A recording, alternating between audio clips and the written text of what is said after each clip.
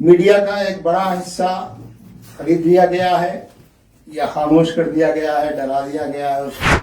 ہمارا جو خوشحال طبقہ ہے، ہمارا جو نوجوان جو اس ملک کے لیے بہت بڑا ایسٹ ہو سکتا ہے،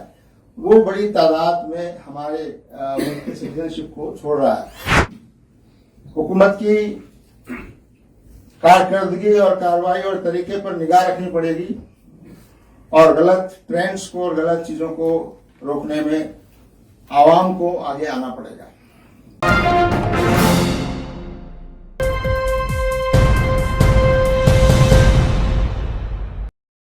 وہ جمہوری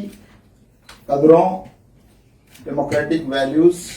اور ڈیموکریٹک انسٹیٹیوشنز جو ادارے ہیں، جمہوری ادارے، وہ کس طرح کمزور ہو رہے ہیں اور اس کے نتیجے میں ہمارے ملک کی جو ڈیموکریسی ہے اور ڈیموکریٹک انوائرمنٹ ہے وہ دھیرے دھیرے سکڑتا جا رہا ہے، کم ہوتا جا رہا ہے. خاص طور سے ہم دیکھ رہے ہیں کہ پارلیمنٹ میں جس طرح سے سنجیدہ گفتگو اور بحث ہونی چاہیے بلز کو پاس کرنے سے پہلے، اب وہ بحث کا، ڈیبیٹ کا ماحول دھیرے دھیرے بہت کم ہوتا جا رہا ہے اور پارلیمنٹ میں ہنگامہ آرائی اور اس کے نتیجے میں بار بار ایجنڈمنٹس اور پھر تیزی سے بغیر بحث کیے ہوئے بڑے امپارٹنٹ اور اہم ایشوز کو بل کی شکل میں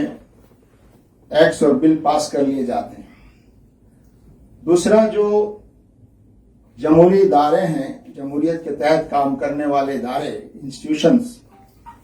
خاص طور سے E D, income tax, C B I اور پولیس ایڈمنسٹریشن، یہ جو ادارے ہیں، یہ ادارے دھیرے دھیرے حکومت کا ایک ٹول بنتے جا رہے ہیں، سرکار کے ہاتھوں کا ایک ہتھیار بنتے جا رہے ہیں اپنے اپوزیشن اور اپنے ورودھیوں کو نقصان پہنچانے کے لیے، دبانے کے لیے، اور جو آوازیں اپوزیشن کی اٹھتی ہیں ان کو کمزور کرنے کے لیے، دبانے کے لیے. میڈیا کا ایک بڑا حصہ خرید لیا گیا ہے یا خاموش کر دیا گیا ہے، ڈرا دیا گیا ہے اس کو. لیکن ابھی بھی آپ جیسے بہت سے حوصلہ مند اور ہمت اور حوصلے سے اپنی حق بات کہنے والے لوگ ابھی بھی موجود ہیں. لیکن ایک بڑا حصہ میڈیا کا وہ اپنی ذمہ داری سے تقریباً سبکدوش ہو گیا ہے اور وہ ایک طرح سے حکومت کی پی آر ایجنسی یا حکومت کے ماؤتھ پیس کے طور پر کام کرنے لگا ہے. تو یہ تمام ادارے، ہماری اسمبلی اور پارلیمنٹس اور ہماری ایگزیکٹو اور ایون ہماری عدالتیں بھی اب دھیرے دھیرے لوگوں کے اور پولیٹیکل دباؤ میں کام کرنے لگی ہیں. تو یہ جو سچویشن ہے ہمارے ملک کی، یہ بہت تشویشناک ہے اور مجھے لگتا ہے کہ یہ تب ہوتا ہے جب عوام اپنی ذمہ داری سے غفلت برتنے لگتی ہے اور پولیٹیکل پارٹی اور اقتدار میں بیٹھے لوگوں کو آزاد چھوڑ دیتی ہے. جماعت اسلامی ہند یہ سمجھتی ہے اور آپ کے ذریعے سے یہ پیغام پہنچانا چاہتی ہے ملک کے عوام تک کہ ملک کی عوام کو اس جمہوریت کو بچانے کے لیے بیدار رہنا پڑے گا. حکومت کی کارکردگی اور کارروائی اور طریقے پر نگاہ رکھنی پڑے گی اور غلط ٹرینڈز کو اور غلط چیزوں کو روکنے میں عوام کو آگے آنا پڑے گا. دوسرا جو اہم ایشو ہے جو ہم نے لیا ہے وہ مہنگائی اور جی ایس ٹی میں جو حالیہ تبدیلیاں کی گئی ہیں. ہم دیکھ رہے ہیں کہ ریٹیل انفلیشن جو ہے اس میں جو پرائس رائز ہوا ہے اس کی ریٹ 6% سے بھی زیادہ ہے، جو ایک منیمم ہوتا ہے اس سے بہت زیادہ ہے. اور اس کے نتیجے میں ہم دیکھ رہے ہیں کہ جو بنیادی جو ہماری سہولتیں ہیں، ضرورت کی چیزیں ہیں، ان پر قیمتوں میں تیزی سے اضافہ بہت ہی قریب مستقبل میں ہونے والا ہے. डीजल और पेट्रोल, और दूसरी जो एक्साइज ड्यूटीज जो पेट्रोल पर है वो 50% के आसपास है। तो उसके नतीजे में इसके अलावा एक बड़ी तब्दीली पिछले दिनों में जो आई है वो ये है कि जो खाने पीने की जो चीजें हैं, बुनियादी चीजें, फूड ग्रेन्स वगैरह, पहले ब्रांडेड उस पर वो जीएसटी के दायरे में आते थे, अनब्रांडेड जीएसटी के दायरे में नहीं आते थे। अब इन्होंने अनब्रांडेड पैकेज जो पैकेट्स हैं और ग्रेन्स हैं, दूसरी खाने पीने की चीजें हैं, उनको भी जीएसटी के दायरे में लाकर 5% जीएसटी उस पर लगा दिया है, जिसके नतीजे में आम आदमी के लिए, आम इंसानों के लिए, आम शहरियों के लिए हर चीज में कीमतों में इजाफा होगा और इसका फायदा कॉर्पोरेट को, इनडायरेक्टली कॉर्पोरेट को इसका फायदा होगा। हमें मालूम है कि जो बुनियादी चीजों में जो ब्रांडेड पैकेट और पैकेज फूड है वो सिर्फ 10% है मार्केट में, बाकी 90% जो है वो अनब्रांडेड था, जो पहले जीएसटी से फ्री था। अब उस 90% को भी जीएसटी के दायरे में लाया गया है और उसका भार आम लोगों पर भी पड़ेगा और बहुत ज्यादा उसका असर पड़ेगा, खासतौर से गरीबों और कमजोर तबकात के लोगों पर। तीसरा अहम इशू जो हमने लिया है वो है मनरेगा की जो स्कीम है, जो हम समझते हैं कि हमारे मुल्क की तारीख में रूरल आवाम के लिए, रूरल और गरीबों के लिए एक बड़ा सहारा देने वाली और सब तक एक मिनिमम वेजेस को पहुंचाने वाली एक स्कीम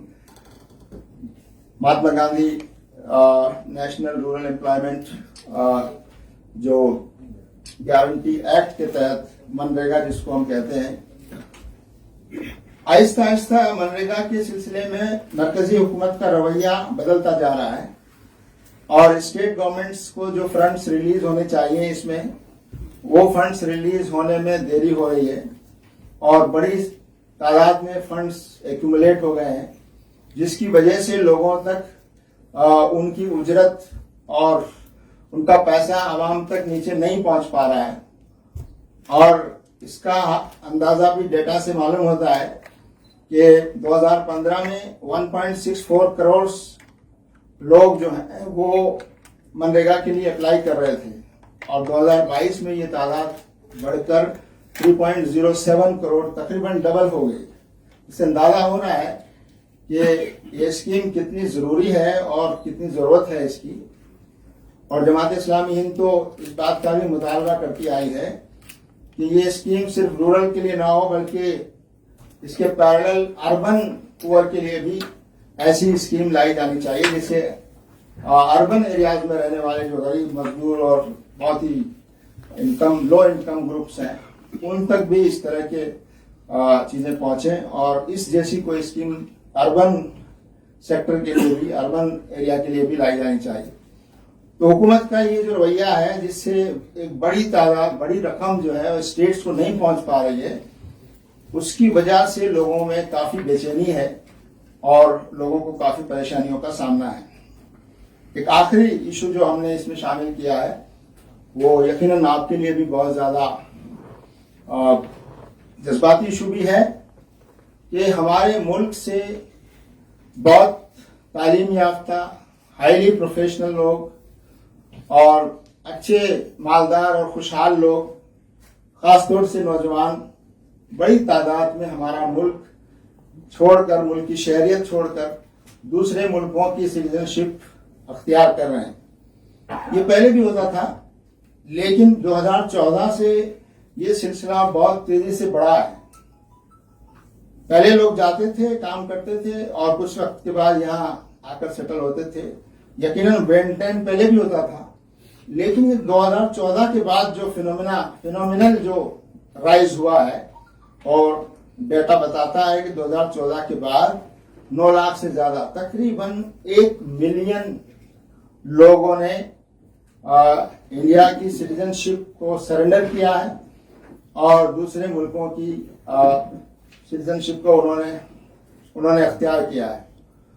और पिछले 5 सालों का डाटा जो आया है उसमें 6 लाख से ज्यादा इंडियंस ने अपनी इंडियन सिटीजनशिप को सरेंडर किया اور دوسرے ملکوں کی شہریت اختیار کر رہے ہیں، جس میں امریکہ سب سے آگے ہے 40%، اور اس کے علاوہ کینیڈا ہے، سوئٹزرلینڈ ہے، دوسرے اور ممالک ہیں، آسٹریلیا ہے، UK، انگلینڈ ہے۔ تو بہرحال یہ ہمارے لیے بہت تشویش کی بات ہے کہ ہم اپنے ملک میں باہر کے ٹیلنٹس کو اٹریکٹ نہیں کر پا رہے ہیں، بلکہ ہمارا جو ٹیلنٹ ہے، ہمارا جو خوشحال طبقہ ہے، ہمارا جو نوجوان جو اس ملک کے لیے بہت بڑا ایسٹ ہو سکتا ہے، وہ بڑی تعداد میں ہمارے ملک کی سٹیزن شپ کو چھوڑ رہا ہے۔ اور اس کے پیچھے جو فیکٹرز ہیں وہ یہاں کی جو سیاسی صورتحال ہے